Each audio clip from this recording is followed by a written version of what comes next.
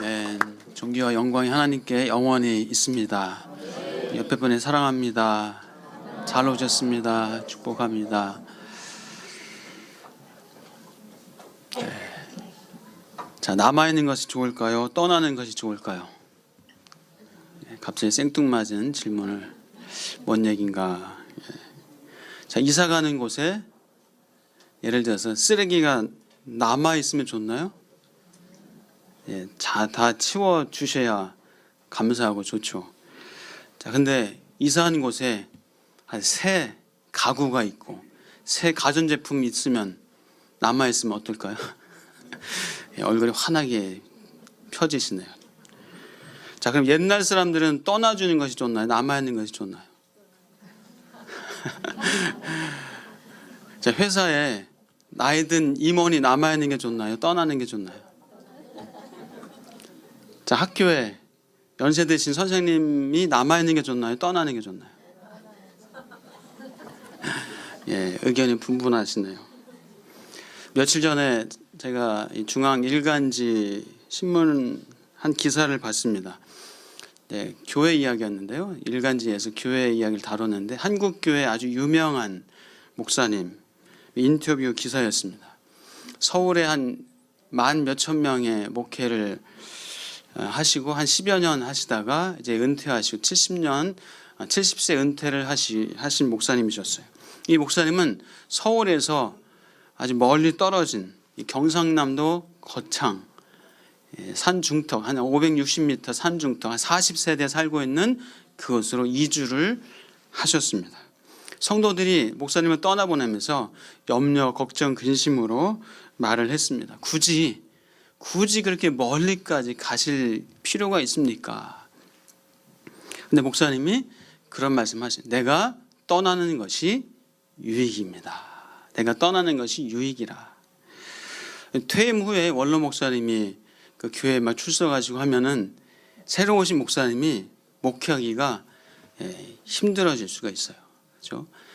또 이제 후임 목사님하고 성도님 이 관계가 또 불편해질 수가 있고 알게 모르게 간섭하고 하면서 또 어려워질 수가 있어요. 간혹 그런 일이 한국 교회에 좀 있기도 하죠. 자, 이 목사님은 뭐 건강상의 이유도 있었지만은 무엇보다도 교회의 유익을 위하여서 서울을 떠나셨습니다. 그러면서 오늘 본문 7절 말씀을 인용하면서 교회와 성도들에게 내가 떠나는 것이 유익입니다. 그런 얘기를 하셨어요. 자, 우리 한번 7절 말씀 같이 읽어보겠습니다. 자, 같이 읽겠습니다. 시작. 그러나 내가 너희에게 실상을 말하노니 내가 떠나가는 것이 너희에게 유익이라. 내가 떠나가지 아니하면 보혜사 너희에게로 오시지 아니할 것이요 가면 내가 그를 너희에게로 보내리니. 아멘. 자, 예수님은 당신이 이 땅을 떠나 가시는 것이 제자들에게 너희에게 뭐라고요? 유익이라라고 말씀하셨어요. 자, 왜 유익입니까? 예, 보혜사 성령을 보내주시기 때문에. 예수님이 떠나지 아니하시면 보혜사 성령이 안 오시는 거죠. 그러므로 너희에게 내가 떠나는 것이 유익이다라는 말씀을 하셨습니다. 자, 예수님이 공간적인 한계 때문에 제자들 몇몇 사람들과만 함께 하셨죠. 그런데 예수님이 떠나시면 이제 보혜사 성령이 이 땅에 오시면 이 땅의 모든 성도들과 예수님이 영으로 함께 하시는 거예요. 그러므로 놀라운 영적 유익을 얻게 됩니다. 성령이 오시면 이런 공간적인 유익을 넘어서서 아주 큰 영적 유익을 얻게 됩니다. 자, 성령께서는 예수 그리스도의 죽음과 부활하심을 구속 사역을 선포하십니다. 그리고 이 땅의 모든 성도들과 동행하시는 위대한 사역을 하십니다. 그때 하나님 나라가 이 땅에 힘있게 도래하고 펼쳐지는 역사가 있게 됩니다. 자, 세례요한도 예수님을 증거했죠. 예수님을 가리켜서 증거했습니다. 그러나 성령께서도 예수님을 가리키고 증거하고 죽으심과 부활, 구속 사역을 증거하시지만은 그러나 세례 요한과 비교할 수 없이 예수님을 증거할 뿐만이 아니라 예수님을 전하고 또 많은 사람들을 예수님께로 데려오시는 일을 합니다. 그리고 하나님 나라가 도래했음을 선포할 뿐만이 아니라 실제로 하나님 나라를 제자들에게 또한 우리에게 주시는 분이 성령 하나님이십니다. 자, 예수의 영인 보혜사 성령이 오시면 제자들 속에 영원히 함께 계시고 또 그들 속에 계셔서 예수님이 하신 일보다 더 큰 일을 너희들이 하리라 라는 말씀을 해 주셨습니다. 자, 우리가 몇 주 전에 말씀을 나눴죠. 보혜사는 보호해 주시고 은혜를 베풀어 주시는 스승이라는 그런 의미를 담아서 보혜사라고 그렇게 개역 성경에서는 말하고 있습니다. 도움을 주기 위해서 곁에 초청된 사람, 변호사, 중재자, 또 대변인, 중보자, 혹은 위로자, 권고자, 격려자, 그렇게 또 영어로는 컴포터, 헬퍼, 카운셀러 이렇게 표현을 합니다. 자, 이 보혜사 성령 오늘 본문 보니까 진리의 영이다. 진리의 영이시다라고 말씀하고 있습니다. 자, 성령께서 하시는 일, 오늘 본문을 보면서 어떤 일을 하시는가 한번 같이 살펴보도록 하겠습니다. 자, 8절에서 11절입니다. 8절부터 11절 함께 읽습니다. 시작. 그가 와서 죄에 대하여, 의에 대하여, 심판에 대하여 세상을 책망하시리라. 죄에 대하여라 함은 그들이 나를 믿지 아니하며, 의에 대하여라 함은 내가 아버지께로 가니 너희가 다시 나를 보지 못하며, 심판에 대하여라 함은 이 세상 임금이 심판을 받았습니다. 자, 성령께서 오셔서 죄에 대하여, 의에 대하여, 심판에 대하여 세상을 책망하신다 말씀하세요. 세상을 향해서 그들의 죄를 보여주고 회개하도록 권유하신다. 그런 의미가 담겨져 있습니다. 좀 더 자세하게 좀 구체적으로 살펴보면은, 자, 죄에 대해서 책망하신다. 이 죄에 대해서 책망하신다. 이 말씀은 세상 사람들의 그 많은 죄악과 예수 그리스도를 믿지 않는 죄에 대해서 책망하신다라는 말씀입니다. 예수님은 우리를 향해서도 우리의 죄에 대해서 성령님을 통해서 책망하십니다. 여러분, 죄 책망 받으시는 은혜가 있기를 축복합니다. 자, 사람들이 인정하지 않고 깨끗하게 털어놓기를 거부하는 그런 감추어진 죄, 나만 알고 있는 그 죄를 드러내시고 책망하시는 분이 성령님이세요. 그래서 오순절 사건, 또 그 이후에 베드로의 설교, 사도 바울의 설교, 이 설교를 들은 후에 사람들이 마음에 찔렸다, 마음의 찔림을 받았다 기록하고 있어요. 그래서 마음의 찔림이 있을 때 죄를 회개하고 예수님 앞으로 돌아온 사람들이 또 많이 있었습니다. 그런데 마음의 찔림이 있으니까 오히려 그것을 덮어버리고 무시하고 그 마음의 찔림을 준 사도 바울과 베드로를 향해서 그렇게 핍박하고 괴롭혔던 그런 사람들도 있습니다. 예수님의 찔림에 또 사람들이 예수님을 잡아 죽이는 그런 일이 있었죠. 성령께서는 세상의 죄를 책망하십니다.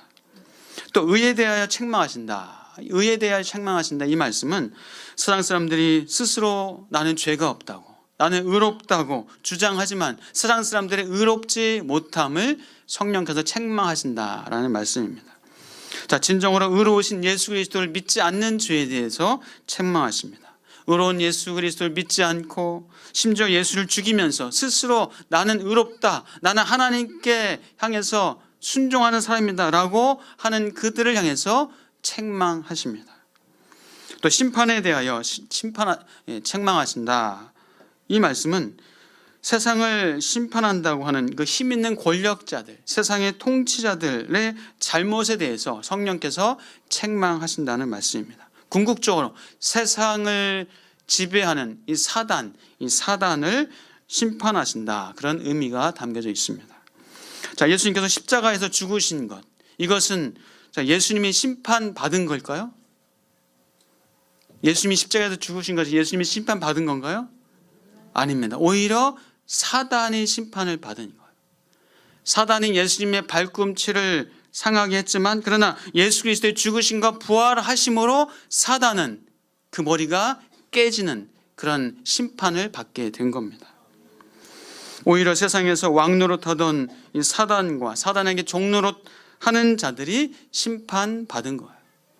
마지막 날에 사단과 종노릇하던 자들은 쫓겨나는 심판을 받게 될 것입니다. 자, 지금 아직 세상에 죄악이 넘쳐납니다.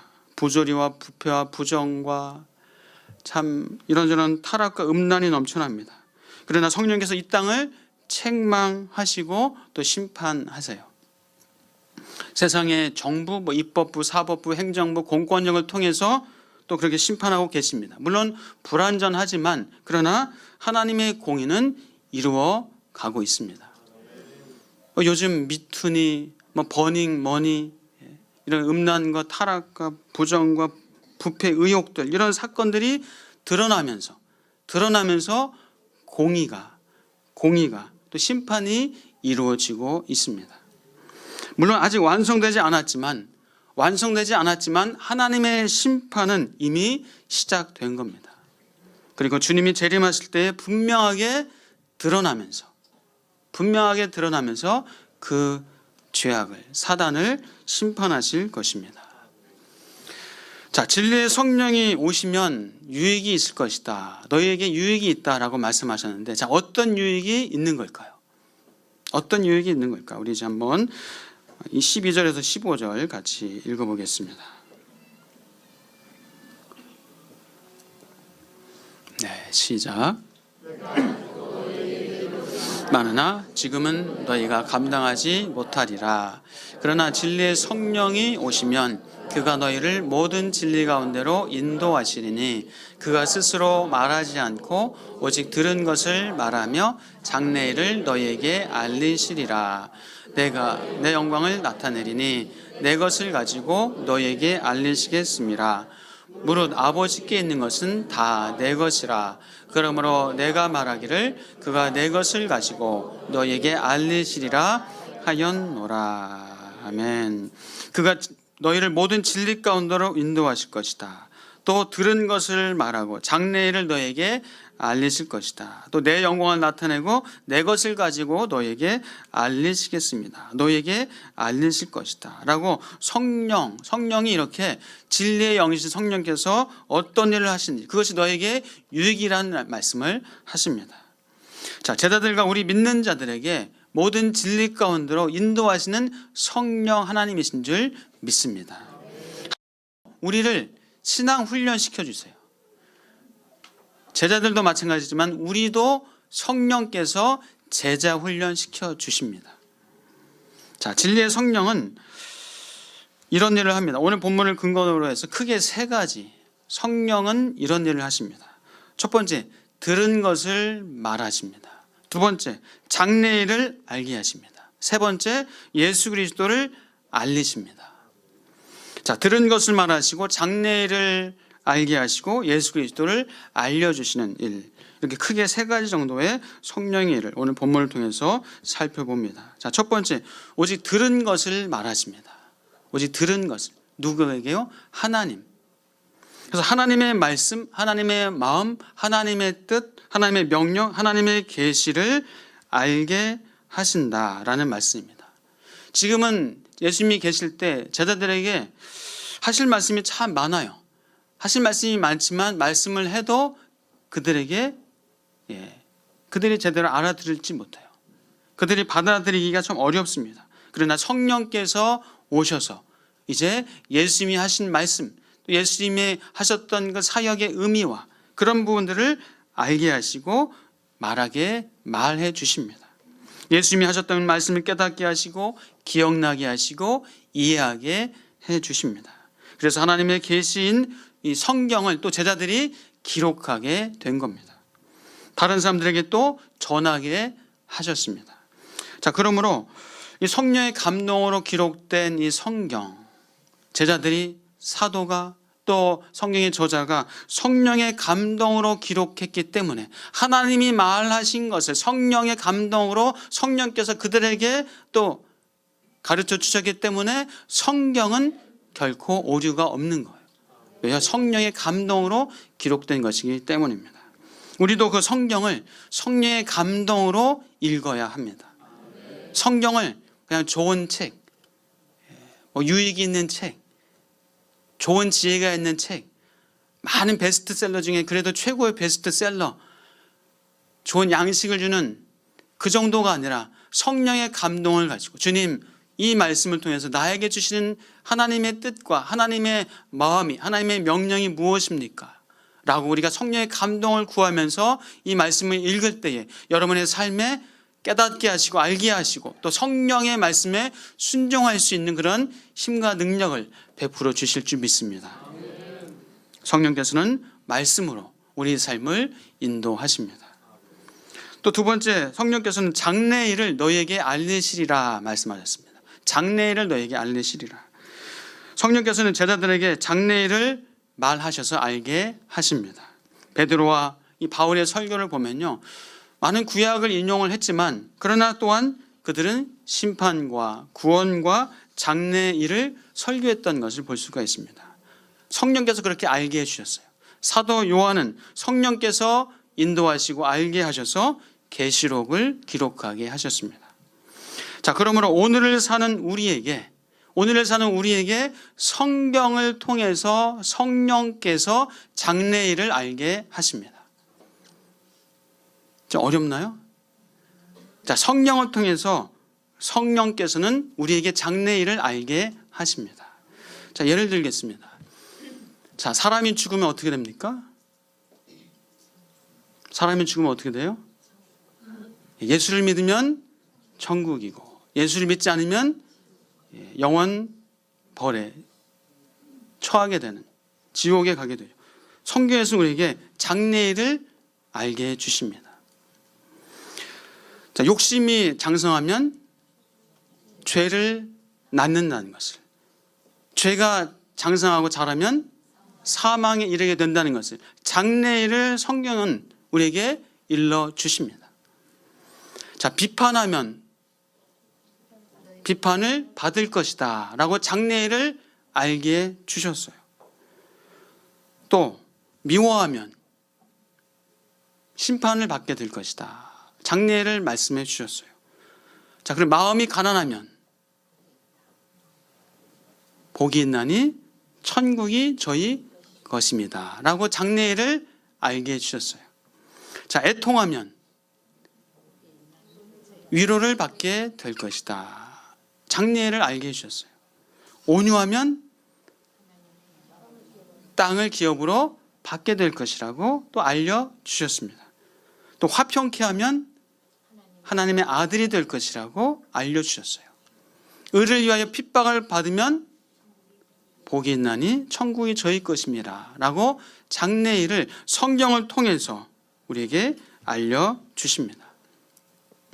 운동 안 하고 공부 안 하면 건강을 잃고 성적 떨어진다는 것을 성경에서 우리에게 말씀해 주시나요? 말씀해 주십니다. 그런 얘기 어디 있어요? 땀 흘려 일하지 않으면 궁핍하게 된다. 성경에서는 장래일을 얘기해 주세요. 자, 학생이 땀 흘려 일하는 게 뭐예요? 공부하는 거죠. 일하는 사람이 땀 흘려 일하는 것 하지 않으면 궁핍하게 되고 가난하게 된다. 성경에서는 장래일을 얘기해 주고 계시는 거예요. 자, 걱정과 근심하면 어떻게 알려주세요? 걱정과 근심은 뼈를 마르게 한다, 뼈를 썩게 하고 상하게 하여 건강을 해친다고 장래일을 얘기해 주세요. 그리고 그러면 기도하고 간구하면 마음의 평안을 주신다, 이루어지리라 라고 장래일을 알게 해주십니다. 우리가 어떤 일을 해야 될지, 또 어떤 구체적으로 어떤 직업을 선택해야 될지 여러분 성경에 기록되어 있나요? 어떤 직업을 선택하라고 기록되어 있지 않지만 그러나 성경에서는 우리의 마음의 소원을 주셨다라고 말씀하세요. 또 우리에게 우리 DNA 구조에 우리 하나님께서 우리에게 은사를 주셨다라고 말씀하세요. 그래서 우리가 기도하면서 나에게 주신 은사, 나에게 주신 그 선한 소원이 무엇인가를 기도할 때 내가 무슨 일을 해야 될지, 어떤 직업을 선택해야 될지를 성령께서 기도할 때 알게 주신 줄 믿습니다. 자, 세 번째, 성령께서는 예수님의 영광을 나타내리라 하셨습니다. 이것은 예수님을 너희에게 알리시겠다라는 말씀이에요. 예수님을 알려주시는 성령님. 그래서 예수님은 구원자이시고 창조주이시고, 예수님은 구속자이시고 찬양받기 합당하신 분이고, 만유의 주인이시고, 세상에 복종해야 되는 분이고, 세상의 심판주라는 것을 성령께서는 알게 해주십니다. 성령은 그래서 예수를 주로 드러나게 하시는 사역을 바로 성령께서 하시는 거예요. 그래서 만약에 이거 성령의 기적이야, 성령의 역사야 라고 하면서 예수님이 드러나지 않는다면은 그것은 거짓된 성령의 역사다, 거짓된 영의 역사다라고 봐야 합니다.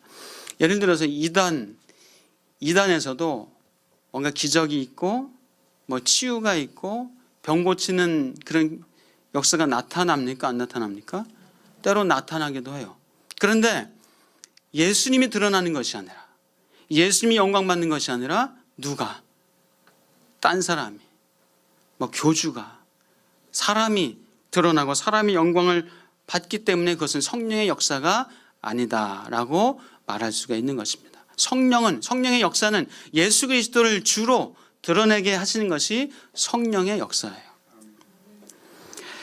자, 성령께서는 예수님의 뜻을 알게 해 주시겠다라고 말씀하십니다. 성경 말씀을 통해서, 때로는 환경과 사람을 통해서, 또 생각과 묵상을 통해서 말씀을 읽고 묵상하다가 예수님의 뜻을 알게 해 주시는 성령님의 역사를 이런 경험하시죠? 예, 별로 경험 안 하시나요? 예. 자, 미움과 화가 있어요. 그때 말씀이 있고 성령께서 어떻게 알게 해주세요? 용서하는 것이 예수님의 뜻이라고 알게 해주세요.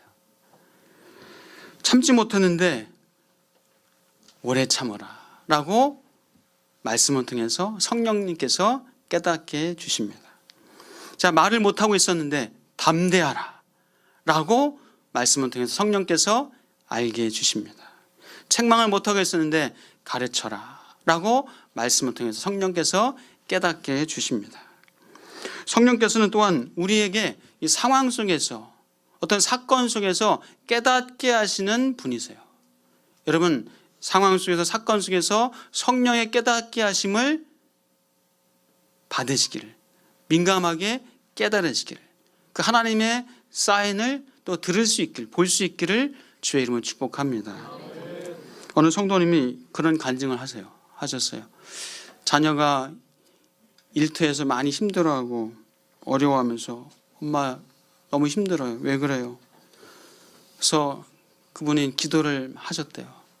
기도하니까 하나님이 기도하라 라는 마음을 주시더래요. 기도해라.